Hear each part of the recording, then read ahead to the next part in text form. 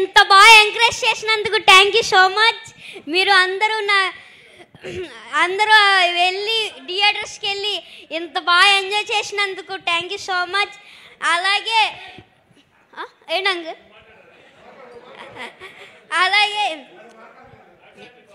నాలాగా ఓటీటీ చూసి ఎవరు పాడవద్దు, ఎవరు అలా నాలాగా తిట్టద్దు.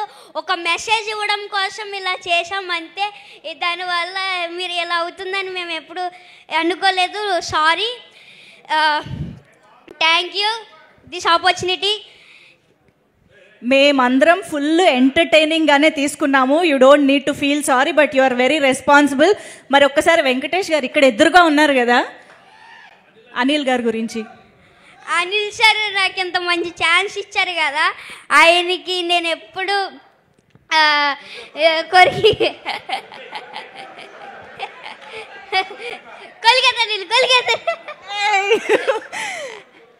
నాకు ఎంత మంచి ఛాన్స్ ఇచ్చారు అనిల్ సార్.